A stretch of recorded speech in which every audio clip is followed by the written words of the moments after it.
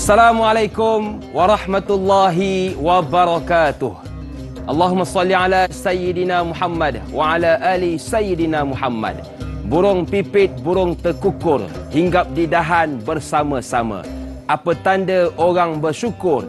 Tahun bertukar baharu, isteri kekal lama.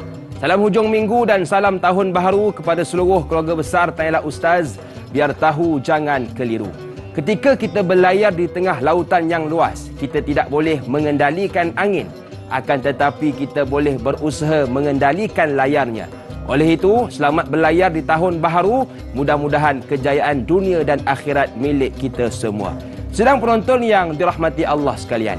Bila masuk tahun baharu, antara ungkapan yang selalu kita dengar ialah, "Oh, pantas sungguh masa berlalu. Pejam celik, sudah masuk tahun baharu." Persoalannya ialah, adakah salah masa atau salah kita? Masa tetap masa. Ia akan berlalu dan terus berlalu. Lalu bagaimanakah dengan kita? Oleh itu, pada pagi yang indah dan barakah ini, ayuh kita sama-sama bermuhasabah di bawah topik khas, iaitu setahun seperti sebulan, bersama dengan guru kita yang mulia, iaitu Prof. Madya, Datuk Dr. Muhammad Farid Ravi Abdullah. Assalamualaikum Datuk. Waalaikumsalam warahmatullahi wabarakatuh. Kabari waras. Ya, luceng waras. Alhamdulillah. Alhamdulillah. Baik, terima kasih kepada Datuk yang sudi bersama dengan kita pada pagi ini, dan kepada seluruh keluarga besar Tanyalah Ustaz. Biar tahu jangan keliru. Yang ada sebarang persoalan, boleh sahaja ke ruangan Facebook kami Tanyalah Ustaz TV3, dan pastikan soalan-soalan yang ingin diajukan berkaitan topik kita, iaitu setahun seperti sebulan. Baik Datuk, tanpa buang masa, jom kita dengarkan dahulu pendahuluan topik kita, setahun seperti sebulan. Tafadhal Datuk. Ya, terima kasih. Assalamualaikum warahmatullahi wabarakatuh. Kepada para penonton TV3 Tanyalah Ustaz yang saya kasihi, ibu ayah, didoakan semoga kita semua berada dalam naungan kasih sayang dan juga dalam dakapan rahmat Allah Subhanahu wa taala. Kita mulakan hari kita dengan alhamdulillahilladzi ahyana ba'da ma amatana wa ilaihin nusyur. Segala puji bagi Allah yang telah menghidupkan kita setelah kita dimatikan sementara, iaitu tidur, dan kepada Allah jugalah kita akan kembali. Terima kasih kepada Yang Hakim, terima kasih kepada semua yang memberi sokongan yang padu dalam menjayakan kuliah-kuliah yang dikendalikan melalui program Tanyalah Ustaz. Hari ini kita nak bincang satu topik yang sangat dekat dengan kita. Sangat dekat, sangat penting, sangat mustahak. Kerana menghormati masa, memanfaatkan masa dan juga menggunakan masa dengan sebaik-baiknya adalah tuntutan agama.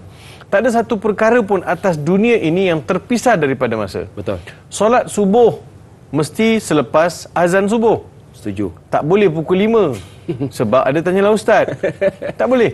Jadi ada masa. Begitu juga dengan zakat. Betul. Masa.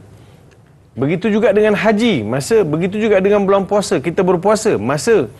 Semua terikat dengan masa. Amal ibadat, kefarduan, semua terikat dengan masa. Dan Allah Subhanahu wa taala sendiri bersumpah dengan masa. Kita semua tahu Allah tidak akan bersumpah kalau perkara itu tidak mustahak, kalau perkara itu tidak besar, kalau perkara itu tidak penting. Mustahil Allah bersumpah dengan satu perkara yang pada pandangan manusia itu kecil, atau pada pandangan Allah Subhanahu wa taala itu kecil. Allah bersumpah dengan bulan, dengan matahari, dengan nama Allah. Allah bersumpah atas nama Allah sendiri. Allah bersumpah dengan Nabi Muhammad. Allah bersumpah dengan alam, gunung, ganang. Allah bersumpah dengan masa supaya manusia tahu masa itu adalah kurniaan Allah dan tidak terpisah daripada takdir Allah Subhanahu wa taala. Sebab itu manusia mesti melihat masa ini bukan satu perkara yang lalu macam tu saja tanpa sebarang usaha. Tidak dihormati masa itu. Tidak disayangi. Orang tua-tua kita pesan apa, Game? Masa itu emas. Masa itu emas. Barangkali masa itu emas pun orang boleh beli. Emas boleh beli, masa tak boleh beli. Masa sesuatu yang dia panggil priceless. Dia kata tidak boleh dinilaikan dengan sesuatu nilai. Saya nak mulakan kuliah kita pada pagi ini dengan surah Al-Asr. Surah Al-Asr. Mungkin ibu ayah boleh masih lagi pegang tafsir pimpinan Ar-Rahman. Buka surah di paling belakang, di juzuk yang paling belakang. Surah Al-Asr. Saya baca dulu. A'udzubillahi minasyaitonirrajim. Bismillahirrahmanirrahim. والعصر إن الإنسان لفي خسر إلا الذين آمنوا وعملوا الصالحات وتواصوا بالحق وتواصوا بالصبر. Sadaqallahul azim. Yang bermaksud demi masa. Demi masa sesungguhnya manusia di dalam kerugian. Melainkan mereka yang beriman dan beramal soleh dan berpesan-pesan dengan kebenaran dan berpesan-pesan dengan kesabaran. Imam Asy-Syafi'i rahimahullahu taala alaih, ketika mentafsirkan surah ini, beliau letakkan satu ungkapan yang sangat cantik. Beliau sebut, "Lau tadabbaral insan hadhihi surah haqqa tadabburi la wasi'athu." Sekiranya manusia mengambil masa untuk mentadabbur, menghayati, memahami suratul Asr, nescaya akan mencukupkan dia. Masya-Allah. Sebab dalam surah Al-Asr ada 4 tunjang utama. Pertama sekali Allah sebut beriman kepada Allah.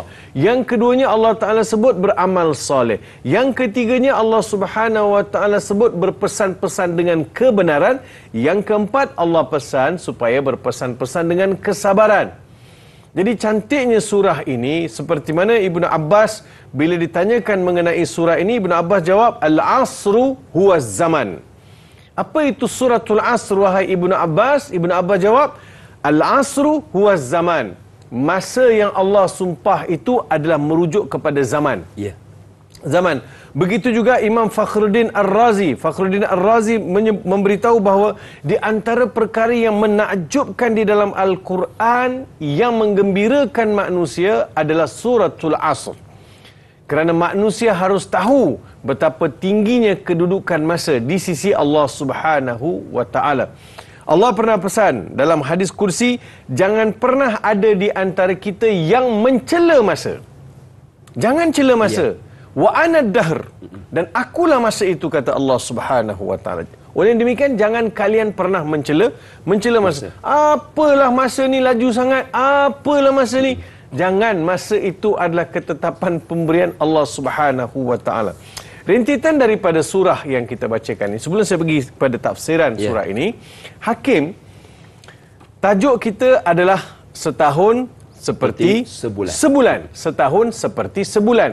Dia adalah petikan daripada hadis Nabi sallallahu alaihi wasallam apabila Abu Hurairah radhiyallahu anhu meriwayatkan daripada Nabi sallallahu alaihi wasallam, la taqumus saatu hatta yataqaraba az-zaman. Tidak akan berlaku kiamat itu selagi mana masa tidak berjalan dengan begitu pantas. Begitu pantas. Fatakunus sanatu kasyahri. Seperti mana 1 tahun akan dirasai oleh manusia seperti 1 bulan. Allah. Wasyahru kal jum'ah. Dan 1 bulan itu seperti 1 minggu. Wa takunul jum'atu kal yaum. Yang keempat, 1 hari seperti satu Jumaat atau 1 minggu seperti 1 hari. 1 minggu seperti 1 hari, dan 1 hari wa yakunul yaumu kas-saati. Dan 1 hari pula macam 1 jam. Allah. Dan 1 jam pula wa takunu saati kadarmatu atau kadarmati binar. Allah. Dan boleh jadi juga nanti akan sampai masa 1 jam itu dia seperti ledakan api ataupun percikkan api atau sambaran api. Saya nak ajak ibu ayah faham begini. Bila kita sebut hadis ini, Hakim, dia adalah hadis di antara hadis-hadis yang membicarakan mengenai perihal akhir zaman. Akhir zaman. Akhir zaman ini adalah petanda-tanda akan dekatnya kiamat. Dekat ni kiamat. Ya. Allah nak beritahu melalui Nabi SAW akan tiba masa manusia sudah tidak lagi memanfaatkan masa.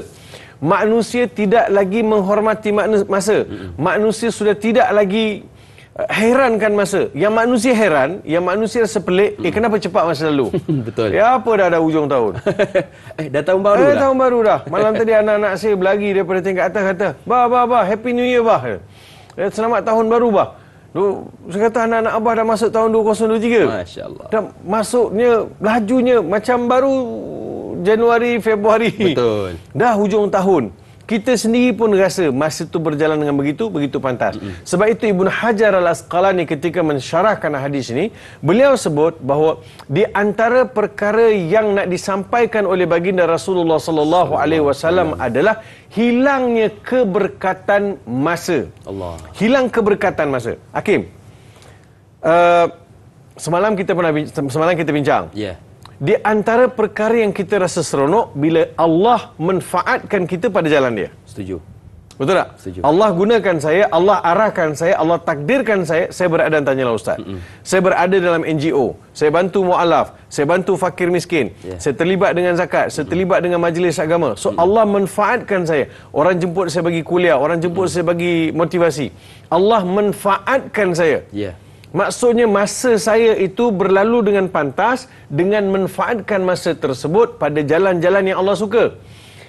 Kalaulah perkara itu tidak berlaku ataupun saya sendiri tidak mencari laluan yang mana saya boleh invest masa saya ini, boleh labur masa ini, saya rugi lah. Setuju. Duduk depan TV. Betul. Kan? Bukanlah kata TV itu yang salah.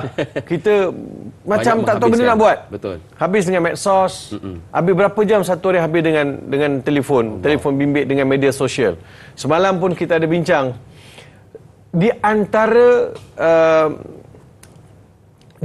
warga negara yang di antara warga negara di antara kumpulan manusia atau bila kita lihat pada negara lah Kim, di antara negara yang mana masyarakatnya sibuk dengan media sosial, Malaysia lah salah satu negara. Allah Akbar. Di antara negara yang duduk di antara ranking-ranking yang atas. Jadi kita sibuk dengan media sosial. So kita habis masa. Jadi bila Allah sibukkan kita dengan benda-benda yang tak bermanfaat, rugilah. Itu yang dirasa lajunya masa berlalu. Ulama dulu umur mereka pendek tetapi hasil mahsul mereka besar. Okey, kalau tahun ni saya bagi A4 paper, Bang Haji, boleh tak Bang Haji tuliskan apa yang Bang Haji capai tahun ni 2022? Apa ya Ustaz? Dia kerja macam biasa. Kerja macam biasa kan. Ada tak terlibat tak dengan apa-apa yang ada added value, kita kata, ada nilai tambah. Something new, 2022 something new, 2023 kita buat yang lain pula. So, semakin panjang umur, semakin nampak manfaat itu. Nampak manfaat. Khairukum man tala umruhu wa hasuna amalu. Sebaik-baik di antara kalian adalah orang yang Tuhan panjangkan umur dan baik pula amalan. Ini panjang saja umur, tapi amalan tak tahu ke mana pergi. Ke laut. Masih lagi. Masih lagi masjid tak nampak. Masih lagi surau tak nampak. Masih lagi majlis ilmu tak nampak. Jadi ini yang akan menjadikan kita rugi. Kita rugi. Hakim, bila kita baca Quran, Allah Subhanahu Wa Taala menceritakan mengenai past tense and present tense. Past tense maksudnya benda yang madhi dan benda yang bersifat mudhari'. Benda yang telah berlaku dan sedang berlaku. Semua itu Tuhan khabarkan kepada kita melalui 114 surah untuk apa? Betul. Supaya manusia mengambil iktibar. Ada yang dah berlalu dan ada yang sedang berlaku dan ada yang sedang akan datang. Supaya umat ini tidak mewarisi apa-apa yang bad habit, kata orang tu. Tabiat yang tidak baik daripada apa yang Tuhan gambarkan dalam Al-Quran, supaya kita tidak rugi. Sebab itu dalam surah Wal Asr Allah Subhanahu Wa Taala sebut Wal Asr innal insana lafi khusr. Khusr, perkataan khusr itu rugi. Tapi sebelum itu waw qasam, waw sumpah. Sumpah ni ada 3 huruf Kim. Dalam Al-Quran, dalam bahasa Arab, sumpah ni ada 3 huruf. Satu waw, satu ta, satu ba. Wallahi, billahi, tallahi. Tapi bila kita nak bersumpah, katakan wallahi, kena bunyi. Dia kena qasam dengan maqsam alaih. Maksudnya apa yang disumpah, huruf sumpah dan yang disumpahkan atas apa. Jadi kalau orang sebut, Hakim ambil ke Hakim? Wallah Ustaz, saya tak ambil. Tak jadi sumpah lagi Hakim. Jadi Waw itu boleh jadi waw ataf, waw itu boleh jadi waw mudhaf, waw itu boleh jadi waw bayaniyah. Jadi waw itu bila gunakan wal asr wallahi. Kalau saya akan minta, Wallah Ustaz saya tak ambil. Kim, bariskan Hakim. Nak sumpah bariskan dulu. Bariskan dulu. Wallahi, kena bunyi hi dulu. Okey, baik. Jadi itu antara kita punya mukaddimah tajuk khas kita pagi ini, iaitu setahun seperti sebulan. Banyak lagi yang ingin kita bicarakan, tetapi kita nak berjeda seketika. Jangan ke mana-mana, teruskan bersama dengan kami dalam Tanyalah Ustaz, biar tahu, jangan keliru. Allah Subhanahu wa taala bersumpah dengan menggunakan masa. Al-Asr. Satu sumpahan menunjukkan bahawa masa itu penting dalam kehidupan agama kita. Ingat tuan-tuan, masa adalah kehidupan, nyawa kita. Amat merugikan kalau kita biarkan masa begitu begitu sahaja tanpa kita melakukan sesuatu dalam amal kita sehari kita.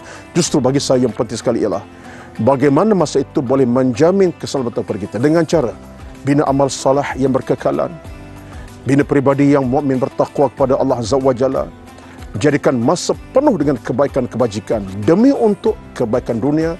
Bahkan kita ingat tuan-tuan, masa penting kita bermasyarakat dengan keluarga, anak pinak, rakan taulan.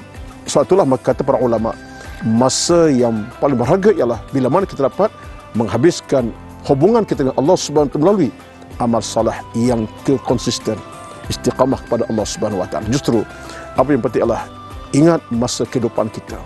Kita akan jadi orang paling rugi kalau kita biarkan masa, kerana masa menuntut kita depan Allah Subhanahu wa taala. Maka ingatlah masa nyawa kita, kehidupan kita dan segala Allah berpura pada masa kita miliki demi kerana Allah Subhanahu wa taala. Wallahu a'lam.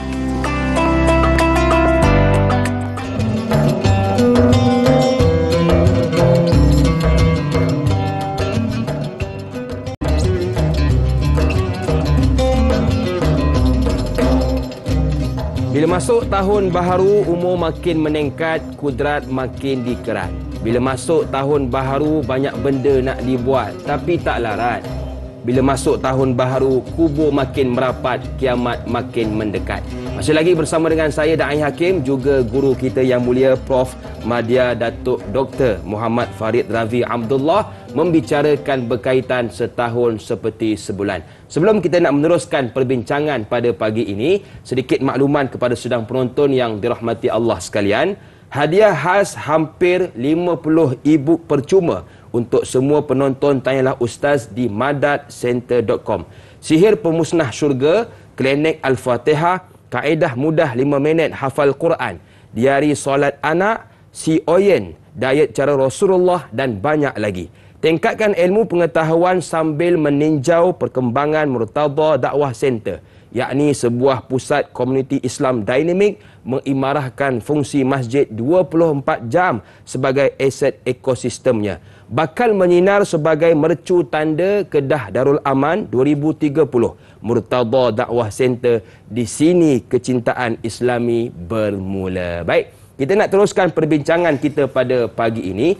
Tadi bila Ustaz membacakan tentang surah Al-As, saya tertarik pada perkataan Al-Khus. Kalau kita lihat dalam Quran, ada juga perkataan-perkataan lain yang seakan-akan dekat dengan Al-Khus. Mengikut pembacaan saya dalam surah Al-Isra ayat 82, Allah berfirman, "Wala yazidu zalimina illa khasara."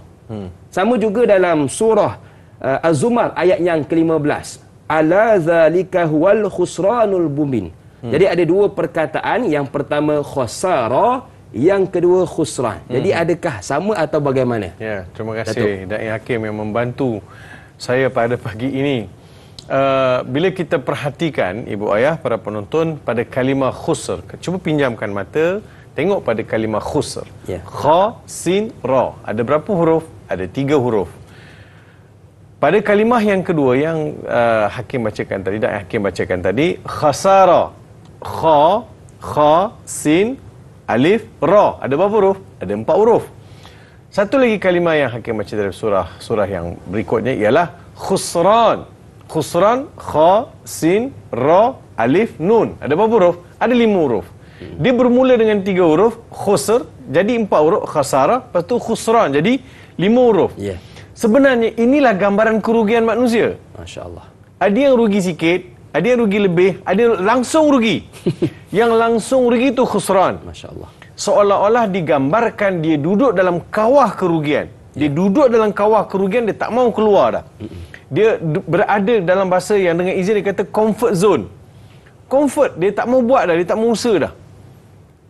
Hakim, dalam hidup ini, manusia yang tidak berusaha untuk memperbaiki diri adalah manusia yang paling rugi, Hakim. Setuju. Paling rugi. Ya.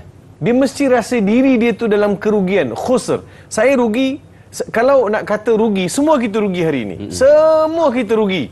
Semua kita rugi. Bila istisna. Without excuse. Every of us, semua kita rugi. Pagi tadi ada orang bangun pukul 3 pagi, qiyam. Kita bangun pukul 5 pagi.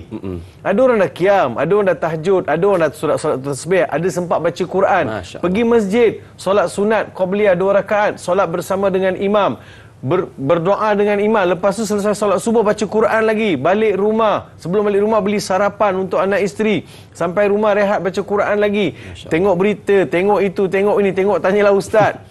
Lepas tu kan pukul 8 kan ambil uduk solat sunat duha pula. Ya. So berbanding dengan saya dengan dia, saya rugi dari sudut amalan. Betul. Dari sudut dia nampak lebih untung. Kalau nak banding, mungkin ada orang lebih baik daripada dia pada hari ini. So begitulah manusia yatafawatun. Manusia ini dia bersaing. Ada yang lebih, ada yang kurang. Tapi nak beritahu, secara mutlaknya semua kita rugi. Yeah. Ada yang rugi sikit, ada yang rugi banyak. Tapi yang penting kita bukan dalam kawah kerugian. Kita bukan dalam kawah kerugian. Khusran, tak mau. Kita tak mau duduk dalam khusran. Tak mau. Sebab itu Hakim, kalau kita lihat suratul Asr, waw tu kita sebut dari waw tu waw sumpah kan? Yeah. Bila nak sebut sumpah ni, kita sebagai manusia, kita hanya boleh bersumpah dengan nama Allah. Kita tidak boleh bersumpah dengan makhluk-makhluk ciptaan Allah. Adapun Allah Subhanahu Wa Taala berhak untuk bersumpah dengan mana-mana makhluk yang diciptakannya. Allah boleh bersumpah atas gunung sebab Allah yang jadikan. Allah boleh bersumpah atas matahari sebab Allah yang jadikan. Bulan bintang Allah jadikan. Nabi Muhammad Allah jadikan. Al-Quran Allah jadikan. Allah boleh bersumpah. Tapi saya tak boleh bersumpah dengan pokok. Kan? Demi gunung Kinabalu tak boleh. Gunung Kinabalu tu bukan awak yang buat. Betul tak? Betul. Habis saya ni bersumpah dengan apa? Saya hanya dibenarkan oleh syariat bersumpah dengan menggunakan nama-nama Allah. Yeah. Ada 99 nama Allah. Saya boleh bersumpah dengan wabillahi atau wabil rahmani, wabil khaliqi, wabil jabbari, wabil qadiri, wabil qadiri kan. So saya boleh bersumpah dengan mana-mana nama-nama Allah Subhanahu Wa Taala. Cuma Hakim, sekarang ada orang bersumpah atas Quran. Betul Ustaz. Boleh ke bersumpah atas Quran? Timbul persoalan, boleh ke kita nak bersumpah atas Quran? Ada bincang. Jadi ulama kata, ada pendapat ulama yang saya cenderung kepada pendapat tersebut, iaitu mengharuskan kerana di dalam Al-Quran ada nama-nama Allah. Masya Allah. So yang demikian ulama membenarkan. Baik, kita tengok perkataan Al-Asr. Ya. Al-Asr ini dia 3 huruf saja, Ain, Sad, Ra. Asr. Daripada Asr itu akan keluarlah perkataan Asara, Ya'siru, Asir. Ya'sirun ini, kalau Hakim tengok dalam surah Yusuf, Allah beritahu bagaimana orang yang petik buah anggur, kemudian anggur itu diperah. Anggur diperah. Jadi maksudnya ya'sirun, mereka memerah anggur. Anggur bila sudah ranum di kebun, dipetik, dibawa ke lokasi, kemudian diperah. Yeah. Perah ni adalah kerah. Masya Allah. Perah ini adalah ditumpahkan kudrat untuk menghasilkan jus tadi tu. Dia kena kerah, dia kena perah sekuat-kuatnya supaya sampai ke titisan akhir dia dapat hasil daripada perahan anggur. Itulah masa. Masya Allah. Itulah masa. Masa adalah sesuatu yang perlu dikerah tenaga untuk mencapai capaian yang maksimum. Masya Allah. Kalau tak Allah tak bersumpah dengan masa. Manusia, aku bagi kau masa supaya kau tumpahkan segala kudrat usaha engkau, supaya kau capai sesuatu melalui masa. Itu yang kita nak faham. Asara ya'siru. Asr maksudnya dia adalah satu komitmen yang tidak berbelah bagi. Yang pertama. Kemudian Allah bersumpah, innal insana lafi khusr. Yang rugi ini hakim manusia. Masya Allah. Kucing tu tak rugi. Oyen tak rugi, kucing oyen tak rugi, kambing apa semua tak rugi. Betul. Sebab mereka semua tidak akan ditanya. Yang rugi itu manusia. Innal insan. Allah. Al insan. Siapa-siapa yang rasa diri dia insan, bangkitlah. Tolong bangkit daripada buayan tidur. Sudahlah. Ada orang sekarang masih rasa work from home. Pandemik dah habis. Kau apa hal masih lagi work from home? Tak nampak ke? Oh, ingat kau work from home Ustaz. Dah habis lama dah pandemik ni. Sekarang dah bekerja secara fizikal. Ya. Yeah. So orang masih lagi dibuai dengan kemalasan-kemalasan itu. Rugi, Kim. Betul, setuju. Dia tengok punya malas dia kan. Tepi rumah dia pun dia tak nak tebas. Punya malas dah. Punya malas. Kan semak dah. Belakang rumah tu sampah. Belakang rumah tu ada macam-macam kayu himpunan. Buanglah. Ikutlah jadual bila majlis perbandaran hantar lori kutip sampah, kutip pempejalkan. Ikut jadual letak kumpul. Bersihkan rumah tu. Kadang tikus datang dari rumah dia. Kalau ia pun dia nak hidup dalam alam bersama makhluk-makhluk lain, bila ada tikus, adalah makhluk ular pula datang. Betul, setuju. Jadi baik. Cuba rajinkan diri tu. Tebas, tolong isteri kat rumah. Tolong isteri lap kipas, lap cermin kan. Tolong buatlah kerja-kerja yang, jadi jangan bawa manusia ini bukan untuk tidur. Bukan untuk buat tarik mata, tarik hidung, tarik telinga. Sorry dengan izin. Supaya manusia dia tak rasa macam dia paralyzed. Kau dah kenapa? Abah kau dah kenapa? Macam paralyzed depan TV pegang remote. Steady. Rugi bang, rugi. Betul.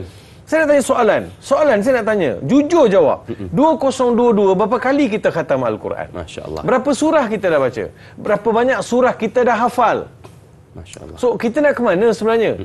Okey, tahun lepas Ustaz saya punya sale banyak ni. Itu saya tak nak tahu. Itu saya tak nak tahu. Itu kebijaksanaan. Tapi you tahu sale, you tahu banyak produk kita dapat, banyak mana sale berlaku, banyak mana expense kita buat. Itu dunia kita akan calculate. Tak apa, itu terpulang. Betul, tapi Ustaz. saya nak tahu apa yang kita manfaatkan untuk saham di akhirat. Baik Ustaz. Jom kita tinggalkan persoalan tersebut kepada seluruh penonton Tanyalah Ustaz biar tahu jangan keliru. Akan tetapi sebelum kita nak berehat, jom sama-sama kita dengarkan bikisan video dari Ustaz Muhammad Zarifi.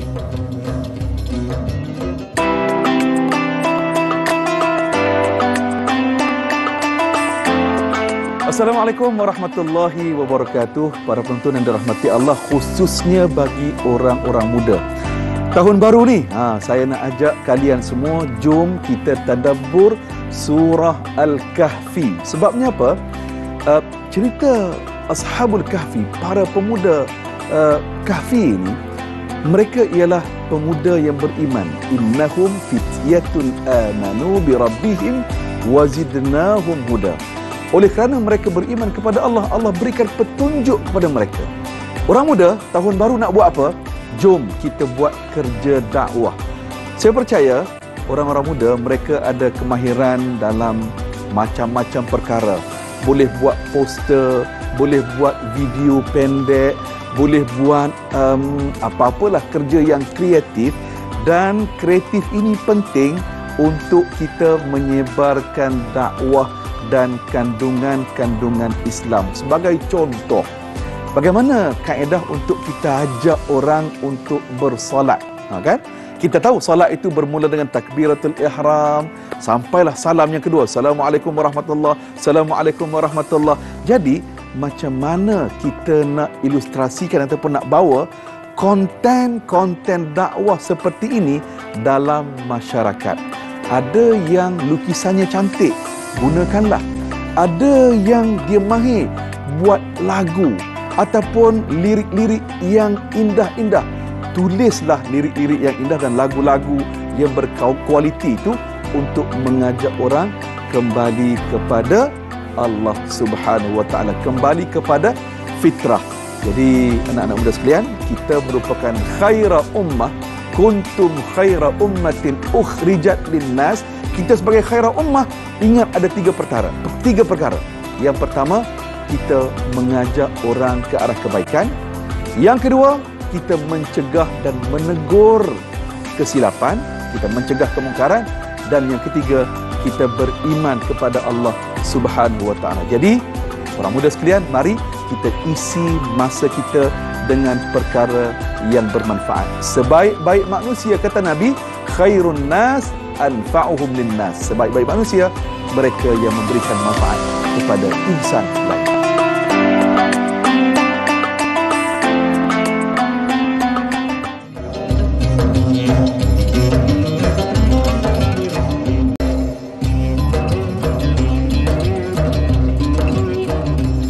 Terima kasih kepada anda yang masih lagi sudi bersama dengan kami dalam Tanyalah Ustaz, biar tahu jangan keliru. Masih lagi bersama dengan saya Da'i Hakim, juga guru kita Prof Madya Datuk Dr. Muhammad Farid Ravi Abdullah, membicarakan berkaitan setahun seperti sebulan. Baik, sedang penonton yang dirahmati Allah sekalian, kalau kita lihat dalam sejarah, dunia merakamkan kaum yang mula-mula menyambut tahun baharu ini ialah sekitar 4,000 tahun dahulu oleh Babylon, di Babylon. Dan mereka menyambut kerana mengenangkan kemenangan Tuhan mistikal mereka, iaitu Tuhan Langit yang bernama Marduk mengalahkan Tuhan Laut yang bernama Tiamat. Jadi ini satu sejarah yang perlu kita ambil maklum. Cuma di sana, Datuk, ada yang mengatakan kau janganlah sambut tahun baharu, ini menyalahi agama kita. Jadi bagaimana? Mungkin Datuk ada pencerahan. Ya, bagi saya, kita bukan menyambut. Betul. Menyambut dalam erti kata kita tak ada pun buat aktiviti-aktiviti yang menggambarkan itu adalah sambutan, celebration. Kita buat adalah sebagai satu muhasabah. Setuju. Sebab kita semua terikat dengan tahun. Betul. Sebab dalam surat beranak kita, dalam IC kita, bukan saya di belakang surat beranak saya tulislah tahun Hijri, kelahiran anak-anak saya. Tapi kalau kita tengok surat beranak kita, IC kita semua tahun Masihi. Setuju. Tahun Masihi bukanlah satu tahun. Tahun Masihi dia merujuk kepada Nabi Allah Isa alaihi salam. Dan juga tahun Masihi ini bukanlah sesuatu yang perlu dimusuhi, tetapi tahun Masihi adalah tahun yang diguna pakai di dunia. Betul. So kita bukan mengiyakan satu perayaan, tetapi kita mengiyakan suatu perkara yang sudah dilazimi oleh umat di peringkat antarabangsa. Yeah. Kan, nanti kalau tengok tarikh saya, bila sambut birthday Ustaz 28/11, saya kata saya tak sambut 28/11. Sebab apa? Saya ikut tarikh Hijri. Dah orang semua tak ikut tarikh Hijri. Kat Malaysia pun bukan familiar sangat tahun Hijri. Betul. Kita dah familiar dengan tahun baru Masihi. Dan apa yang Hakim nukilkan tadi daripada beberapa maklumat secara dalam sama ada Wikipedia ataupun maklumat-maklumat yang diambil, kata Tuhan Langit bergaduh dengan Tuhan Laut, ini mana punya cerita? Betul. Kan? Kita sendiri, asas cerita itu pun tidak menggambarkan adanya sentimen pengakuan atau sambutan kepada sesuatu yang berbentuk syirik. Ya. Saya nampak tahun Masihi ini adalah tahun yang, sebab kalau kita lihat, bila tahun Nabi lahir, tak ada kata tahun Masihi. Qablal Hijrah. Ya. Masihiyah kan. Jadi dia bukanlah satu yang bertentangan langsung daripada ajaran Islam. Kita hari ini, kita nak muhasabah. Daripada Januari 2022 sampai 31 Disember 2022, apa kita dah buat? Betul. Dan apa kita nak buat? Dan insya-Allah nanti bila tahun hijrah kita bincang balik. Jadi untungnya kita ni tahun hijrah pun kita bincang keperluan persiapan sebagai seorang Muslim, celebration, dan tahun Masihi pun kita buat persiapan untuk buat muhasabah diri kita. Setuju. Di hujung tahun saya akan collect saya punya report card. Tengok report card kita ni macam mana. Dia report card kita ikut tahun Masihi. Itulah di antara pandangan saya mengenai sambutan. Betul. Dan semalam pun kita lihat di negara kita sambut secara sangat sederhana. Setuju, Ustaz. Dengan adakan solat hajat, bermunajat. Jadi nampak kita divertkan, kita cuba islamisasikan sambutan tahun baru itu dengan elemen-elemen yang positif. Betul. yang menyentuh kepada keperluan diri umat di negara inilah. Ya, betul. Jadi kita menyambut tak kiralah tahun baharu ataupun tahun hijrah ataupun mungkin birthday kita kerana kita nak bermuhasabah. Makin meningkat umur, makin pendek masa yang kita ada. Baik Ustaz, kita nak meraihkan seorang pemanggil di talian. Assalamualaikum, siapa di sana? Waalaikumsalam warahmatullahi wabarakatuh. Non Haji Ali. Saya. Silakan tuan. Baik. Saya minta pada Ustaz. Orang yang inilah iman menganggap tahun sebulan tu cepat. Yakni tempat nak buat beramal ibadah, tapi orang yang beriman dan beramal saleh. Kepada orang-orang yang tak iman atau tak tahu menggunakan masa, dia mengatakan masa ni terlalu jauh. Maksudnya dia membazirkan masa. Jadi saya minta pandangan Ustaz, bolehkah tahun menyambut tahun hijrah, tahun baru ini, dia ingatkan itu tahun kita mengingati Allah yang lebih dan bukan mengabdi ataupun mengingkari perintah Tuhan, maknanya kita lupa Allah.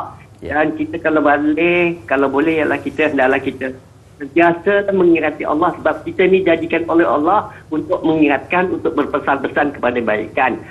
Soalan gitu sajalah Ustaz ya. Terima kasih. Assalamualaikum. Waalaikumsalam warahmatullahi wabarakatuh. Terima kasih kepada yang bertanya. Menarik soalan yang dia ajukan. Bila masuk tahun baharu, itu sebagai batu loncatan kepada kita untuk lebih nak ingat kepada Allah. Jadi kerana ramai orang Ustaz yang merasakan kita lama lagi nak mati. Lagi kalau orang yang muda Ustaz. Jadi bagaimana?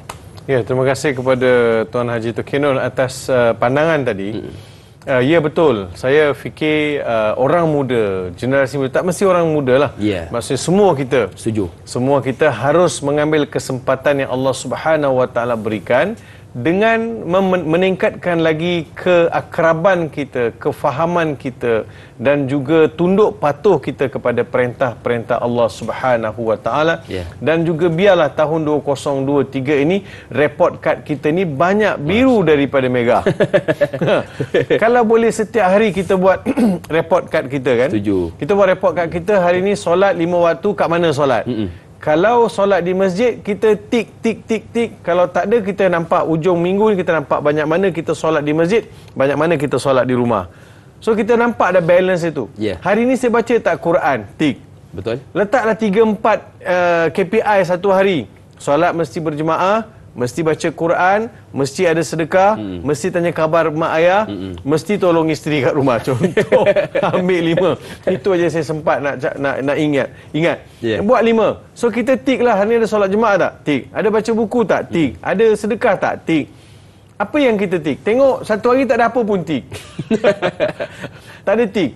Yang negatif tu kalau nak tulis mungkin banyaklah kita nak tulis. Habis masa kat mana? Habis kat situ, jadi kita tengok, kita cuba pergi pada positif. Mengingat Allah, betul. Saya awal tahun ini bila malam tadi pukul 12 berbunyi, anak-anak cakap pada saya, "Bah, Happy New Year, bah." Dia kata Happy New Year, bah. Dia bagi tahu kat saya, bagi tahu kat isteri saya.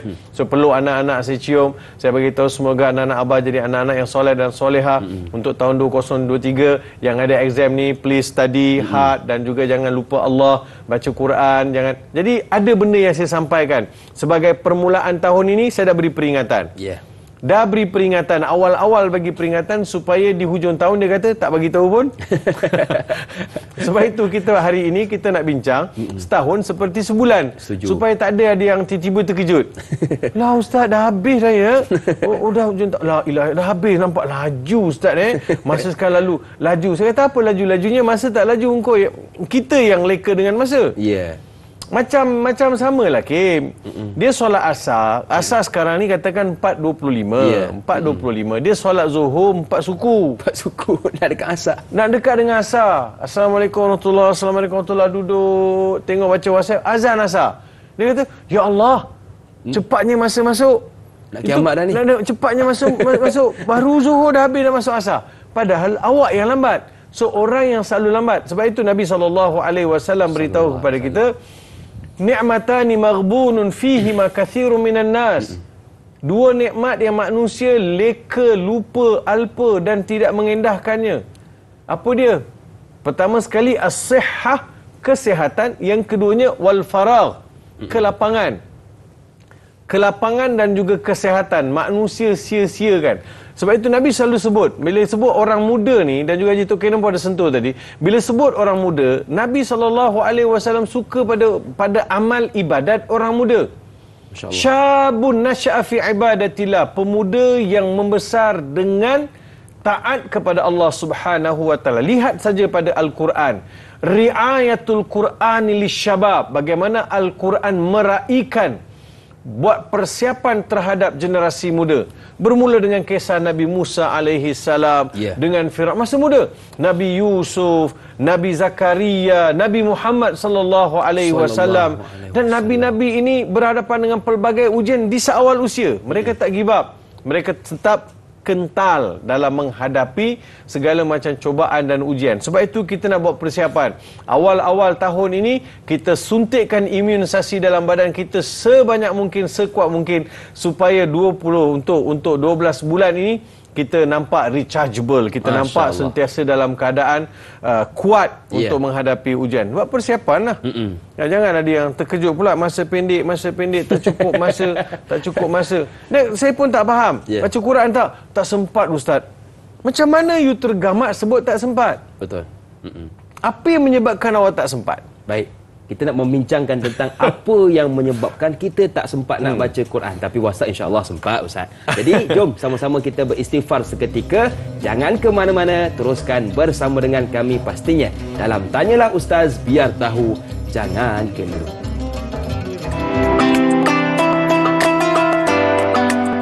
Bismillah wassalatu wassalamu ala Rasulillah. Allah Subhanahu wa taala berfirman dalam surah yang sangat terkenal yang semua orang menghafalnya, iaitu suratul Asr. Wal asri innal insana lafi khusr. Demi masa, sesungguhnya manusia itu berada di dalam kerugian, kecuali orang-orang yang beriman dan beramal saleh, berpesan-pesan dengan kebenaran dan berpesan-pesan dengan kesabaran. Penting untuk kita menghargai nikmat masa, kerana masa adalah kehidupan kita. Maka kalau kita lihat bagaimana kata-kata ahli ilmu, al-waqtu kas-saif, waktu ni umpama pedang. Jika kamu tak potong dia akan potong kamu. Maka masa adalah anugerah yang sangat bernilai yang Allah anugerahkan kepada kita semua. Kerana masa itulah adalah umur ataupun waktu yang Allah Ta'ala berikan kepada kita. Maka marilah sama-sama kita menghargai nikmat masa dengan menguruskan masa dengan sebaik-baiknya. Orang yang paling berjaya menguruskan masa, dialah yang akan paling berjaya di dunia nanti. Dan juga orang yang paling berjaya menguruskan masa di dunia untuk akhirat, dialah yang akan berjaya di hari akhirat nanti. Inilah nikmat masa yang begitu besar kepada kita semua. Artinya yang mana uruskanlah masa. Kita kena lihat dalam 24 jam seharian kita ini, berapa masa kita peruntukkan untuk agama, berapa masa kita peruntukkan untuk Islam, untuk Al-Quran, untuk Allah, ataupun masa kita lebih banyak kita habiskan kepada perkara-perkara yang sia-sia, perkara yang lara. Ya, mungkin perkara itu tidak haram, tapi perkara itu tidak mendatangkan manfaat. Maka marilah sama-sama kita menghargai nikmat masa. Jangan biarkan satu detik berlalu begitu sahaja tanpa kita isikan dengan perkara-perkara yang bermanfaat. Maka berazamlah untuk menjadikan masa satu perkara yang sangat ternilai, yang sangat bernilai dalam kehidupan kita semua. Moga masa kita akan diberkati oleh Allah Subhanahu wa taala, dipenuhi dengan amal-amal yang mulia.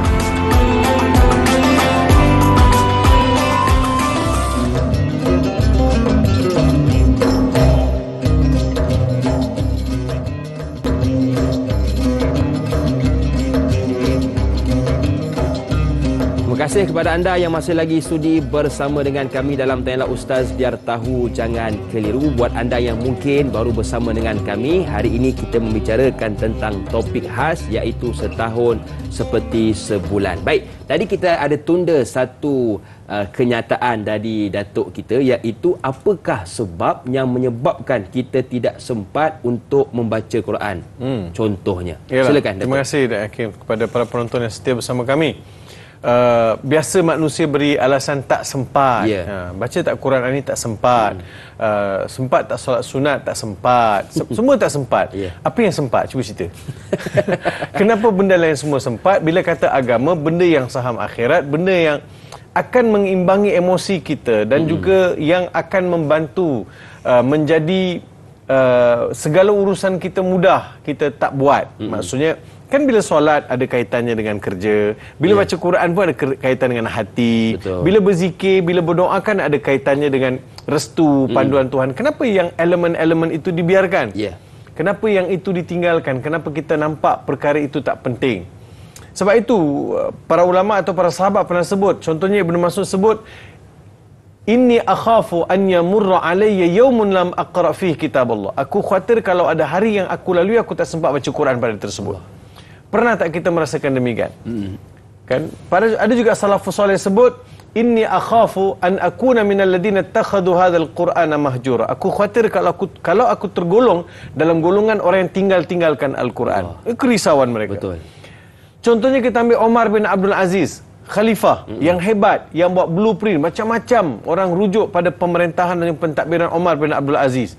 Sibuk perintah sepertiga dunia, bukan satu kampung, bukan satu negeri, bukan satu don, bukan satu parlimen. Dia jaga sepertiga dunia, termasuk Jazirah Arabia, benua Arab, tanah Arab, ya, kepulauan Arab, termasuklah sebahagian Afrika, sebahagian Parsi. Besar pentadbiran Omar bin Abdul Aziz, tapi sibuk macam mana pun dalam rutin harian dia, dalam tentatif skedul harian dia mesti baca Quran. Sibuk macam mana pun mesti baca Quran. Tak boleh kalau tak makan lapar, kalau tak minum dahaga, kalau tak baca Quran rasa apa? Allah. Tak ada rasa apa-apa. Something wrong somewhere. Kita ada masa lepak dengan kawan, minum di kedai kopi, lepak di mana-mana kafe. Kita ada masa cicak dengan kawan, kita nak sembang. Engkau tak ada masa sembang dengan kalam Tuhan? Allah. Takkan tak ada masa untuk kalam Allah? Besok Quran ni akan pertahankan kita dalam kubur. Kawan kita semua balik dah. Dia sama minum kopi balik. Lepas hantar kubur, dia sama balik sama kopi balik. Yang kita ni bersendirian. So Quran lah teman. So sebelum kita kata tak sempat, kita lihat kerugian yang ada di sebalik tak sempat tadi tu. Itu yang sangat penting kita harus faham, Hakim, supaya orang kita dia tidak terus memberi alasan. Hakim, senang aja Hakim. Kita nak jadi orang hebat, kita kena cipta sejarah. Kalau nak jadi orang malas, kita cipta alasan. Betul, setuju. Cantik ayat tu. Betul. Kalau you nak develop, you nak bawa diri you pada satu kejayaan, kita kena jadi seorang yang ada usaha dan stop giving excuses. Berhenti beri alasan tapi cipta sejarah. Jangan jadi orang yang memberi alasan sehingga kita gagal untuk mencipta sejarah. Hanya orang malas saja yang suka beri alasan. Yang tak sempat dari itu malas lah tu. Baik Datuk. Bila kita sebut juga tentang tak sempat, jadi ada soalan yang saya fikir kena dengan tak sempat itu dari Siti Hajar. Kalau boleh kita bacakan soalannya. Assalamualaikum Ustaz dan Da'i. Waalaikumsalam. Adakah dengan masa yang semakin singkat bermakna usia kita juga semakin pendek dan masa untuk memperbanyakkan amal ibadah juga semakin kurang? Dengan kepantasan waktu dan masa yang semakin pendek ini, apakah amalan yang kita lakukan sedikit tetapi ganjarannya besar di sisi Allah Subhanahu wa taala serta akan memberatkan neraca sewaktu di timbangan mizan? Mohon perkongsian ilmu. Terima kasih kepada Siti Hajar. Jadi amalan sedikit pahalanya besar. Sesuailah dengan orang yang tak sempat manjang, Datuk. Silakan. Ya, amalan sikit pahala besar dalam Islam ni semua amalan pahala dia besar. Betul. Semua amalan pahala besar. Baca Quran 1 huruf dapat 10 pahala. Masya-Allah. Begitu juga solat sunat, begitu juga solat fardu yang lain, melihat wajah ibu, bertanya khabar dengan ibu ayah, berbuat baik dengan jiran tetangga, dengan makhluk. Semua itu akan menjadikan amalan kita dilihat oleh Allah Subhanahu wa taala, diberi ganjaran yang besar. Amalan yang kecil tapi mendapat manfaat yang besar adalah amalan yang berterusan. Buat tapi berterusan. Katakan bulan Januari ini saya dah susun strategi. Strategi itu saya harus follow sampai akhir. Jangan ada yang terlupa, tertinggal ataupun terleka. Orang kata, ada kawan post malam kat saya, dia kata, Ustaz, keazaman tahun baru adalah seperti sampan. Saya kata, kenapa? selalu ke laut. Lalu ke laut. Azam aja macam sampan ni. Sebab apa? Selalu ke laut. Kita katakan, kau ni ke laut lah. Ke laut, maksudnya hilang kan, tak tahu. Betul. Ke mana pergi, strategi dan sebagainya. So, amalan sedikit, iaitu amalan yang boleh mendatangkan keredaan Allah Subhanahu Wa Taala. Jaga yang sikit itu dengan solid, dengan ilmu pengetahuan dan buat mengikut tata cara yang telah ditetapkan oleh syariat. Insya-Allah umur kita pendek pun pahala kita banyak. Tak ada umat yang diberikan satu kurnia seperti umat Nabi Muhammad sallallahu alaihi wasallam. Hakim, betul. Kita, Allah Taala beri tebus dosa ni di antara waktu-waktu solat. As-salatu ila salati kafaratu lima bainahuma. Masya-Allah. Betul tak? Al-jum'atu ila jum'ati kafarah. Ramadan ila Ramadan kafarah. Umrah ila umrah kafarah. Jumaat ke Jumaat kafarah, tebus dosa. Ramadan ke Ramadan, tebus dosa. Pergi umrah pun begitu juga, tebus dosa. Jadi Allah Subhanahu Wa Taala mahukan umat ini sentiasa berada dalam keadaan tidak berdosa. Setuju. Itu sipir yang mudah. Jadi itu pun boleh menjadikan umur kita biarpun pendek tapi pahala kita terkumpul. Kalau tak, masa kan Allah hadiahkan untuk umat inilah malam Lailatul Qadar. Sama dengan 1000 sebulan. Kita meninggal umur 63 tahun tapi pahala kita 500 tahun sebab kita jumpa dengan 6 Lailatul Qadar. Itu kalau jumpalah. Amin, amin. Amin. Semoga kita semua jumpa. Amin. Baik Ustaz, kita ada seorang pemanggil. Assalamualaikum. Siapa di sana? Assalamualaikum. Siapa di sana? Kepada ustaz-ustaz dan da'i dan semua kru-kru semua doa. Pak Zainal pun tak jumpa dengan kita lagi dah. Tak cakap dengan kita. Mintalah Pak Zainal telefon. Tanyalah Ustaz. Mamu mintalah Pak Zainal telefon. Baik, Mamu yang soalan kadang-kadang masa ni Mamu buang dengan sengaja punya buang. Tapi masa yang Mamu nak mati tu tetap ada punya. Tapi Mamu tak balik dengan masa Mamu nak mati tu. Mamu nak buat yang tak tentu halal punya kerja Mamu nak buat. Yang pahala Mamu tak buat. Lagu mana Mamu nak masuk syurga tapi Mamu hari-hari semayang minta pada Tuhan nak masuk syurga tapi Mamu tak buat yang perintah Tuhan ni. Lagu mana keadaan Mamu ni? Masa Mamu nak mati memang ada tapi Mamu tak sedap masa Mamu mati ni. Lagu mana Mamu nak buat bagi sedap? Mamu ni, Mamu memang jahil lah pasal apa. Tak, masa yang duk ada Mamu tak buat yang baik. Yang duk buat yang larah saja Mamu duk buat. Pasal apa yang manusia Mamu jadilah tolongan nasihat kat Mamu dan kat semua-semua Mamu minta lah siapa-siapa yang penyakit semua biarlah Tuhan ambil balik penyakit tu.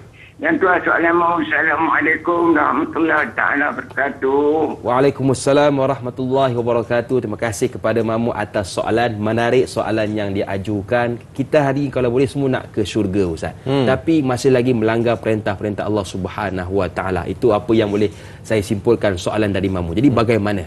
Ya, terima kasih Mamu Hanifah di atas soalan tadi. Betul, manusia ini dia berada di dua sempang. Bila sampai satu sempang tu, kanan bawa dia kebaikan, kiri bawa kepada keburukan. Betul. Tapi manusia itulah dia selalu kalau kuat iman dia, kalau kuat pendirian dia, dia tidak akan cenderung, tidak akan tertawan dan tidak akan kalah dengan ajakan hawa nafsu. Tapi bagi saya Mamu, apa saja yang Mamu lakukan dan juga sahabat-sahabat dia lain yang di luar sana, yang penting kita mesti sedar bahawa kita belum cukup bekalan. Betul. Kan? Tak ada seorang pun yang kata, tak pergi dah ke masjid apa semua? Alhamdulillah cukup dah Ustaz. Tak ada. Kita semua mesti merasakan bahawa cukup atau tidak bekalan ini kita bawa. Dan banyak-banyak kita buat ni mana satu yang Tuhan terima. Mungkin juga ada dalam banyak-banyak kita buat, ada sikit yang kita buat secara konsisten, secara berterusan. Itulah yang Allah Subhanahu Wa Taala suka dan Allah beri kita ganjaran. So cuba Mamu fokuskan kepada perkara-perkara yang boleh berterusan buat. Dan teruskan tulus ikhlas kepada Allah Subhanahu Wa Taala, munajat kepada Allah, minta dengan Allah supaya dimatikan dengan husnul khatimah, mati yang baik. Termasuklah saya pun sama juga, semua kita nak minta kematian yang baik. Ya. Okey Ustaz, jadi apa yang telah Ustaz sampaikan kepada kita, fokus kepada kualiti, tambah pada kuantiti. Baik, Tanyalah Ustaz di TV3 akan berakhir di sini, tetapi teruskan bersama dengan kami untuk siaran tambahan 30 minit selepas ini di TV9. Tanyalah Ustaz, biar tahu, jangan keliru. La ilaha illallah wahdahu la syarika lah. له الملك وله الحمد وهو على كل شيء قدير لا إله إلا الله وحده لا شريك له له الملك وله الحمد وهو على كل شيء قدير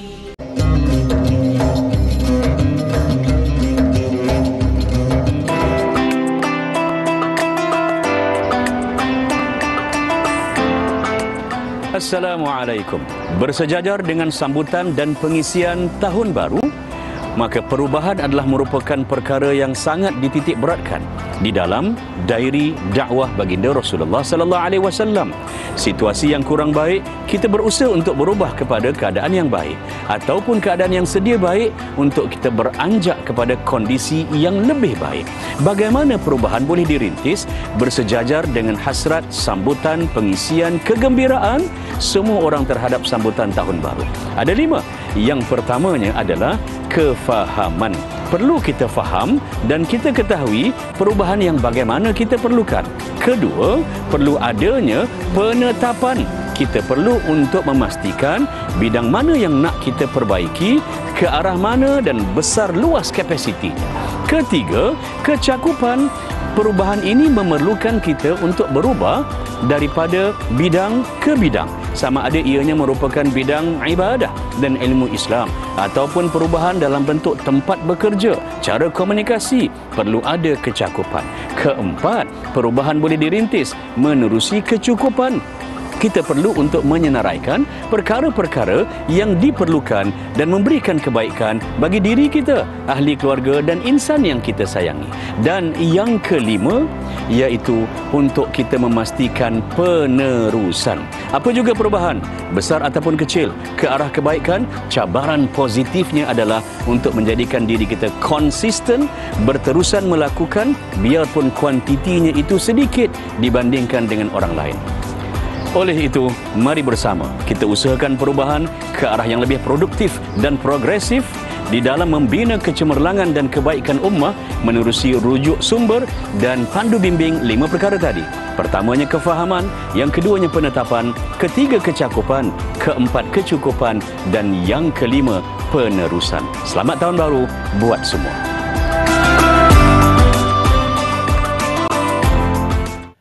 Ada seorang sahabat Nabi kita Muhammad sallallahu alaihi wasallam bernama Sa'ad bin Mu'az yang masuk Islam pada umur 30 tahun dan meninggal pada umur 36 tahun. Kalau kita lihat, hanya hidup dalam dakapan Islam 6 tahun. Tetapi kalau kita lihat, inilah seorang sahabat Nabi yang bila meninggal bergegar arasy Allah Subhanahu wa taala, menunjukkan hidupnya singkat tapi penuh berkat.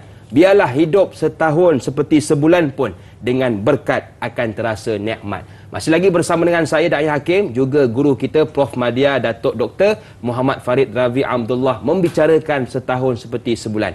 Bila kita bercakap tentang setahun seperti sebulan, saya tertarik dengan satu soalan yang diajukan oleh sahabat kita, iaitu Syahira Lia Muhammad.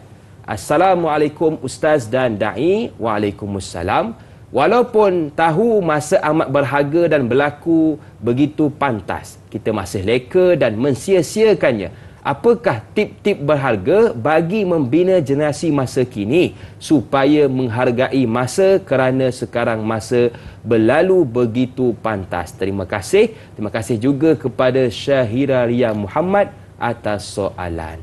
Silakan. Ya, terima kasih kepada Syahira Lia atas soalan tadi. Apakah tip-tip yang bermanfaat untuk kita menyusun strategi dan juga memastikan kita memaksimumkan manfaat masa yang Allah Subhanahu wa taala berikan? Dan beberapa perkara itu ialah, pertama sekali, kita harus mempertingkatkan ilmu pengetahuan. Ilmu adalah jambatan bagi segala sesuatu. Pembacaan ataupun sambung pengajian, ambil juga kursus-kursus yang jangka masa pendek. Betul. Jadi pastikan ada penambahan ilmu pengetahuan. Bila kita bincang mengenai surah Al-Kahfi, Tadi Ustaz Zarifi ada sebut pada kita mengenai Ashabul Kahfi. Dalam surah Al-Kahfi kita ada empat kelompok manusia kita lihat. Kita ada Ashabul Kahfi yang berhadapan dengan pemerintah yang zalim mengaku di Tuhan. Yang keduanya pemilik kebun. Yang ketiganya adalah Nabi Musa dan Nabi Khidir. Yang keempat adalah Zulkarnain dan juga Ya'juj dan Ma'juj. Keempat-empat kategori manusia ini terpaksa berhadapan dengan ilmu yang menyebabkan mereka menang di medan kebatilan. Untuk mengangkat diri mereka bawa kepada yang hak. Jadi ilmu pengetahuan. Keduanya, kita muhasabah balik. Kita tengok apa yang tertinggal pada tahun 2022. Kita top up pada tahun ini. Kita betulkan balik. Dan sebab itu saya kata perlu ada report card untuk ujung tahun ini. Yang ketiganya, kita cuba berusaha supaya kita tidak melakukan perkara-perkara yang ditegah oleh Allah Subhanahu Wa Taala. Kita meminimumkan, kita elak, kita jauhi, kita insaf, kita jangan buat. Yang ketiga. Yang keempat, sudah habis belum kita beristighfar, mohon keampunan kepada Allah Subhanahu Wa Taala dengan keampunan yang betul-betul dari sudut bila saya nak minta taubat kepada Allah Subhanahu Wa Taala, dia mesti ada beberapa elemen, beberapa rukun. Ada, kalau saya terambil hak orang, saya kena pulangkan. Kalau saya pernah menzalimi orang, saya kena minta maaf. Kalau dulu saya biasakan diri saya dalam kemaksiatan, saya kena biasakan diri saya dalam ketaatan. So ini di antara tip-tip saya kira daripada awal kita perlu tak. Sebab ingat surah Al-Hashr ayat 18 Allah berfirman, ya ayyuhalladzina amanu taqullah wal tandur nafsum ma qaddamat lighad. Wahai orang beriman, takutlah kalian kepada Allah, dan setiap kita hendaklah melihat dengan mata hati, melihat dengan kebenaran apa yang kita persiapkan untuk besok. Ma qaddamat nafsun lighad, untuk besok, apa yang kita siapkan untuk besok. So itu yang penting. Apa yang kita buat hari ini kita akan tuai. Biarlah kita buat sikit tapi tuaian kita itu berbaloi di sisi Allah Subhanahu Wa Taala. Buat sedikit pahalanya besar. Baik, kita nak meraihkan seorang pemanggil di talian. Assalamualaikum, siapa di sana? Assalamualaikum, siapa di sana? Waalaikumsalam Ustaz dan Naim. Saya Siti Zubaidah ya Ustaz Kedah. Baik, silakan puan. Nak tanya Ustaz Farid, Datuk Ustaz Farid. Lalu Ustaz Farid mengatakan setiap kali kita menunggu anak, tahun demi tahun Ustaz, anak bercakap betul juga. Ustaz dah juga kata tunggulah, baliklah. Tapi sampai habis tahun tahap betul juga. Saya selalu makan pagi doa subuh supaya anak-anak buka mata hati. Saya nak jenguk saya, tapi sikap seperti itu juga apakah hukum setiap kita mengalir air mata lepas menanggung di akhirat kelak? Kalau pengorbanan yang saya buat tak ada dihargai. Allah. Baik, terima kasih kepada Puan Zubaidah. Assalamualaikum Ustaz. Terima kasih. Sama-sama. Waalaikumsalam warahmatullahi wabarakatuh. Terima kasih kepada Puan Zubaidah dari Al-Ustaz Kedah. Soalan yang menghiburkan kita semua. Hari ini ada di kalangan anak-anak kita Ustaz yang tidak pulang ke rumah menjenguk ibu dan ayah. Mungkin banyak alasan diberikan. Jadi mak mana yang tidak menitiskan air mata. Jadi bila titis air mata seorang ibu, adakah akan dijawab oleh anak-anak mereka di akhirat kelak Ustaz? Ya, terima kasih kepada Puan Siti Zubaidah atas soalan tadi. Saya turut berasa simpati terhadap apa yang Puan Zubaidah hadapi dengan menanti kehadiran anak-anak tapi anak-anak tidak kunjung tiba. Betul. Saya tidak tahu the exactly apa yang berlaku dalam situasi rumah tangga ataupun anak beranak. Sebab saya hanya dengar daripada Puan Siti Zubaidah. Anak-anak ni pun ada perasaan. Saya tidak tahu di mana hati dia yang terguris itu. Apa kita pernah buat dengan anak kita sampai anak tak nak balik. Saya rasa simpati anak pada ibu ayah tu tidak semudah itu terhakis. Mesti ada something yang kita buat. Saya rasa kita kena buat muhasabah dua pihak lah. Ibu dan ayah dan juga anak-anak itu sendiri. Saya tidak mau menyalahkan anak-anak semata-mata dan saya tidak menyalahkan ibu bapa semata-mata. Kedua-dua pihak kadang-kadang ada insiden-insiden yang berlaku. Tapi apa pun bagi saya, biar apa sajalah yang berlaku, apa yang dilakukan oleh ibu dan ayah, bagi anak-anak saya pesan, ini pesan daripada saya, maafkanlah mereka. Umur mereka tak banyak pun. Tapi berbuat baik kepada mereka. Biarpun kita diperlakukan yang kita rasa tak layak, Tapi kita tetap maafkan mereka. Pergilah berkunjung. Saya kadang-kadang dapat juga beberapa berita, cerita mak ayah buang anak sebab anak itu kahwin dengan pilihan bukan mak dia, bukan pilihan ayah dia, bercinta. Jadi ada juga mak ayah buang langsung. Ini bukan cerita Kasim Selamat, ibu mertua kau tu kan. Bukan benda tu memang berlaku dalam realiti. Ada ibu ayah yang buang anak sebab anak kahwin dengan pilihan dia. Kenapa kita nak buat satu keputusan drastik yang begitu? Bagi saya sebagai seorang ayah, kehilangan anak adalah kehilangan besar. Apa kata saya pandu mereka, saya bantu mereka, saya cuba membantu mereka dari sudut nasihat dan juga panduan. Kalau itu pilihan dia, kita tak boleh nak halang. Setuju. Kalau itulah pilihan anak kita, dia nak kahwin juga, you duduk berdiri dengan sebelah kaki pun, menangis berdarah air mata pun, dia tak akan berubah sebab dia sudah terpaut. Sebab kita kena ingat, anak-anak kita, dia adalah milik kita sehingga mereka belum dewasa. Bila mereka sudah dewasa, mereka ada pilihan sendiri, kita tidak boleh menganggap mereka tetap milik kita. Dia akan dimiliki. Kalau anak perempuan, dia akan dimiliki. Anak kita pun, anak lelaki kita akan memiliki orang lain. Dia akan ada kehidupan yang dia, kehidupan sendiri. Jadi berjiwa besarlah wahai ibu dan ayah. Buanglah apa saja yang kita nampak sebagai ini pantang larang, nenek moyang, ego ke apa, turun. Anak-anak itu adalah harta. Berjiwa besarlah dalam mendidik dan mengasuh mereka. Dan anak-anak pun sama, ibu ayah di kampung tu dijenguk-jenguk. Kalau tidak, balasan dunia telah banyak berlaku di atas dosa anak kepada ibu dan ayah. Besar dosa dia. Kalau banyak mana kita sembahyang, banyak mana kita puasa sekalipun, dosa pada ibu ayah tidak dapat ditebus di hadapan Allah Subhanahu Wa Taala, melainkan dengan restu mereka. Baik Ustaz, saya tertarik dengan soalan yang seterusnya diajukan oleh Kasih Nurul Shah 2. Assalamualaikum Ustaz dan Da'i. Waalaikumsalam.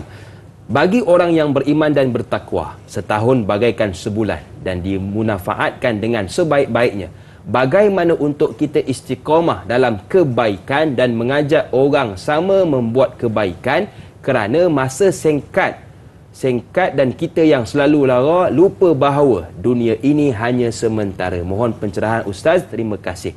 Orang nak buat baik Ustaz senang, baca Quran hari ini. Tapi yang paling sukar nak kekal dalam kebaikan. Bagaimana Ustaz? Ya, itu ujian. Betul. Itu memang ujian. Nak dapatkan konsisten. Dia macam ni lah Kim. Dalam hidup kita ni, iman ni ada pasang surut. Masya Allah. Al-iman yazidu wa yanqus. Yazidul iman bi'amal salih wa yanqusul iman bi'ityanil ma'asi. Iman itu bertambah apabila seseorang itu melakukan amal soleh. Iman itu akan jadi lemah apabila seseorang itu melakukan maksiat, melakukan dosa. Kita mesti sentiasa melihat bahawa untuk memastikan continuously, kata orang Mat Saleh kan, continuously maksud untuk mengekalkan perkara itu berlaku secara konsisten, secara berterusan. Pertama sekali kita mesti dapat merasakan nikmat amalan tersebut. Kalau selagi tak dapat nikmat amalan tersebut, kita tak akan rasa seronok beribadat. Macam Nabi beribadat bengkak-bengkak kaki. Kan Nabi tak rasa pun sakit kaki, tapi bengkak kaki. Kita hari ni baru nak buat benda sikit, hari ni buat, esok buat, lusa dah rasa letih dah. Tiap-tiap hari buat. Ataupun mungkin juga dia kata dia dah buat 3 hari berturut-turut, dia rasa dah cukup dah. Kan? Sama jugalah ada orang, dia sahabat-sahabat ridwanullah alaihim salafus salih ni, mereka memang qiyamul lail tak tinggal kan? Tak tinggal qiyamul lail. Ada satu pagi tu tertinggal qiyamul lail, menangis sehari menangis. Sebab tertinggal. Masya-Allah. Takut nama itu terkeluar daripada senarai ahli yang diredai dikasihi oleh Allah. Sekali tertinggal. Kita baru sekali buat qiyamul lail, kita rasa kita lah ahli syurga tu. Menangis kita rasa satu hari kita buat qiyamul lail, kita rasa kita ahli syurga tu. Allahu akbar. Baru sekali kita buat. Sebab itu kemanisan iman itu, kemanisan amalan itu perlu didapati, perlu kecapi saudari kasih untuk mendapatkan istiqamah tadi. Kalau dapat seronok tu, tak ada siapa kata tidak, dia akan automatik cari nak buat. Masya Allah. Dia mesti nak buat punya. Mesti dapat kemanisan ibadat tersebut dengan memahami kenapa saya buat, apa kelebihan, apa fadilat dan sebagainya. Masya Allah. Makna kata dapatkan cinta dalam ibadah. Orang kalau dah cinta, tabur apa sahaja sanggup dilakukan. Baik, kita ada seorang pemanggil di talian. Assalamualaikum. Siapa di sana? Bismillahirrahmanirrahim. Assalamualaikum dan selamat tahun baru kepada Ustaz, Da'i dan Terima kasih. Dari mana? Saya Nurul Hidayah binti Saifuddin dari Kota Baru. Kota Baru Kelantan. Okey, silakan Puan. Soalan saya Ustaz, adakah dikira membazir masa bagi seseorang yang sakit yang diuji itu kerana merasakan dia tak dapat melakukan sesuatu? Macam contohnya saya seorang OKU, so dalam belajar orang lain baca sekali, saya tiga kali kena baca baru faham benda tu.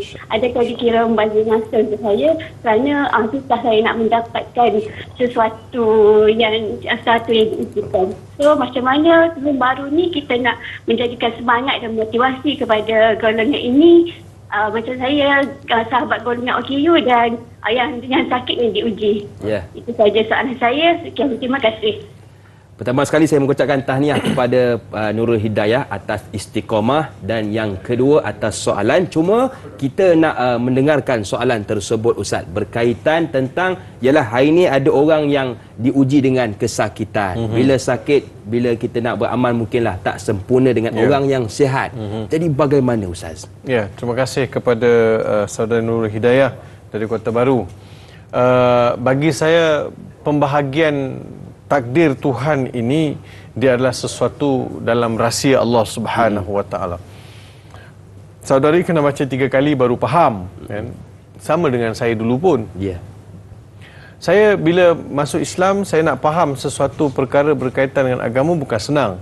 Saya kena ulang baca. Setuju. Saya kena baca banyak kali supaya saya faham istilah-istilah yang digunakan, kemudian Al-Quran itu sendiri. Saya tak seperti pelajar-pelajar lain yang belajar di Jordan yang dulu daripada sekolah menengah tingkatan 1 sampai tingkatan 5 mereka bersekolah Arab, baca buku Arab dan mengambil silibus-silibus dalam subjek dalam bahasa Arab.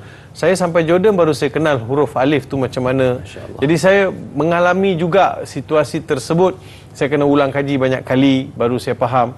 Jadi bila kita ulang kaji banyak kali, kita baru faham. Kita kena baca banyak kali. Setiap kali kita ulang kaji itu, setiap kali itulah kita dapat pahala, dapat reward daripada Allah. Dan ulang kaji banyak kali ni saya yakin Hidayah, kita takkan lupa apa yang kita baca. Dan saya ingat, susah itulah yang menjadikan saya ingat kepada apa yang saya baca. Ada orang dia baca sekali dia faham, kemudian dia lupa dah. Ada orang senang nak faham, senang lupa. Ada orang lama nak faham tapi susah nak lupa. Dia jadi benda tu melekat dalam diri dia. Saya ucapkan syabas dan tahniah kepada Nurul Hidayah, dan juga saya doakan supaya Nurul Hidayah melalui hari-hari yang dengan penuh cabaran ini dan dengan ayah yang kurang sihat. Tabahlah, semua itu ada hikmah di sebaliknya. Okey. Baik, Datuk, kita nak berehat seketika. Jangan ke mana-mana, teruskan bersama dengan kami pastinya dalam Tanyalah Ustaz, biar tahu jangan keliru.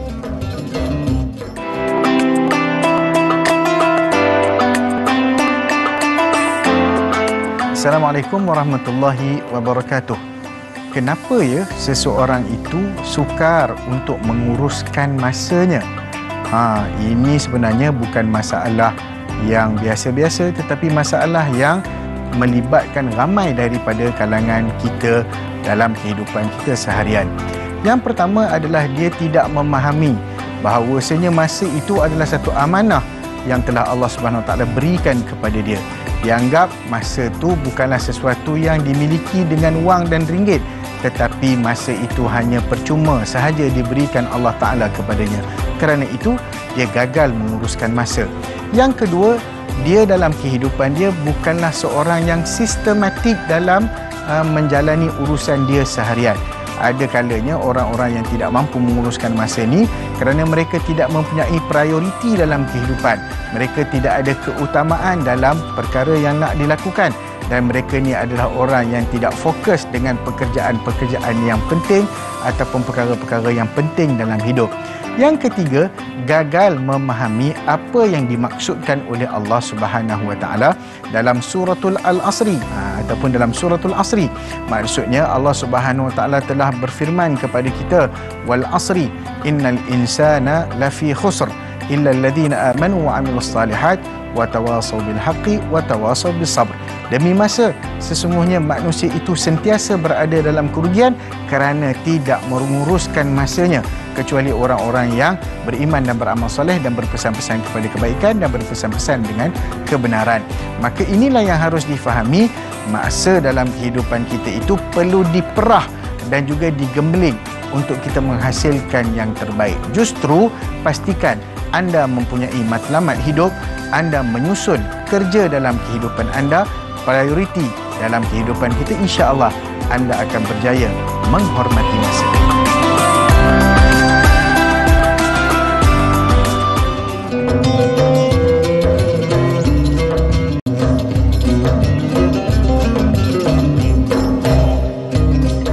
Terima kasih kepada anda yang masih lagi sudi bersama dengan kami dalam Tanyalah Ustaz, biar tahu jangan keliru. Baik sedang penonton, ini hari pertama kita di tahun baharu 1 Januari 2023. Jadi Datuk, sepada dengan hari pertama di tahun baharu, apakah pelan tindakan kita untuk hari-hari berikutnya di tahun 2023? Ya, terima kasih Da'i Hakim.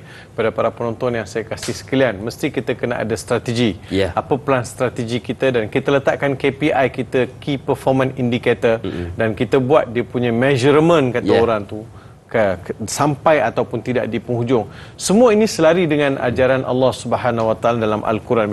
Bila Allah Subhanahu Wa Taala beritahu kepada kita mengenai bila Allah bersumpah dengan masa, dan juga kita bincang surah Wal Asr. Dalam surah Wal Asr ada empat elemen penting saya sebut. Pertama sekali, macam mana nak memperkasa keimanan. Yang keduanya, bagaimana nak memperkasakan amal soleh, iman, amal soleh, kemudian berpesan-pesan dengan kebenaran, berpesan-pesan dengan kesabaran. Kalau boleh saya nak kongsikan juga beberapa panduan nasihat yang telah diberikan oleh Pak Hamka semalam. Saya cuba kumpul semua kata-kata Pak Hamka dan saya ingin kongsikan dengan para penonton sebagai sumber motivasi untuk kita mengorak langkah dalam kehidupan yang berstrategi bagi tahun 2023. InsyaAllah. Beliau berkata begini, kalau hidup hanya sekadar hidup, kera di hutan juga hidup. Masya Allah. Kalau kerja sekadar kerja, kerbau di sawah juga kerja. Salah satu pengerdelan terkejam dalam hidup adalah membiarkan pikiran cemerlang menjadi budak bagi tubuh yang malas, yang mendahulukan istirahat sebelum lelah. Allah. Tidak ada harga atas waktu, tapi waktu sangat berharga. Memiliki waktu tidak menjadikan kita kaya, tetapi menggunakannya dengan baik adalah sumber dari segala kekayaan. Pemuda haruslah mempunyai cita-cita. Pemuda haruslah mempunyai cita-cita tinggi supaya hidupnya bererti. Apabila cita-cita tercapai, terutamanya di hari tuanya, dia akan menekur melihat anak tangga yang dilaluinya dahulu dengan tersenyum. Allah. 3 rukun yang benar yang perlu dalam mencapai keutamaan, iaitu dengan tabiat, dengan pengalaman dan dengan pelajaran. Biarkan kemudi patah, biarkan kemudi patah, biarkan layar robek, itu lebih mulia daripada membalik haluan pulang. Allah. Air mata berasa asin, itu kerana air mata adalah garam kehidupan. Semakin banyak ilmu, semakin lapang hidup. Semakin kurang ilmu, semakin sempit hidup. Tugas kita bukanlah untuk berhasil. Tugas kita adalah untuk mencoba. Kerana dalam mencoba itulah kita menemukan dan belajar membangun kesempatan untuk berhasil. Jika gairah telah hilang dari hati, gantinya hanya satu, iaitu kain kapan 3 lapis. Sebab kehilangan gairah sama dengan mati. Jangan tangisi yang telah hilang, tapi syukuri yang masih ada. Masya Allah. Banyak nasihat yang telah dikongsikan kepada kita. Dan sebagai penutup untuk program pagi ini, doa ringkas Datuk. Silakan. Bismillahirrahmanirrahim. Alhamdulillahirrabbilalamin. Wassalatu wassalamu ala ashrafil anbiya'i wal mursalin. Sayyidina Muhammad wa ala alihi wa sahbihi ajma'in. Amin. Ya Allah, ya Tuhan kami, di pagi yang penuh kemuliaan ini, di awal tahun ini, kami menandatangan di penghujung rancangan Tanyalah Ustaz setelah kami berbincang mengenai kalam Allah, nasihat Nabi SAW. Ya Allah, ya Rahman, ya Rahim, lapangkan hati kami, lapangkan urusan kami. Ya Allah, segala yang kami rancang hendaknya Engkau restui, wahai Tuhan. Amin. Mudahkanlah segala urusan-urusan kami supaya kami dapat mengangkat martabat diri, umat dan juga ahli keluarga. Amin. Jadikanlah kami insan-insan yang sentiasa cintakan Al-Quran, membaca Al-Quran, mengikut panduan Al-Quran.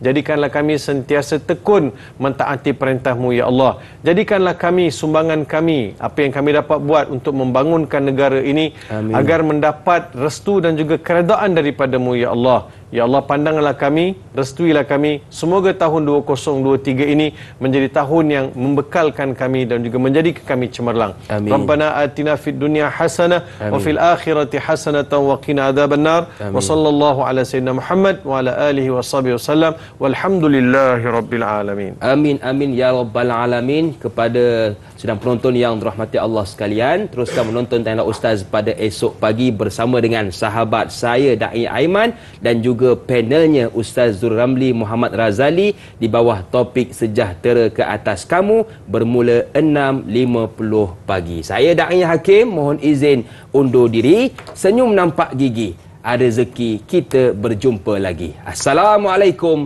warahmatullahi wabarakatuh. Selamat Tahun Baharu.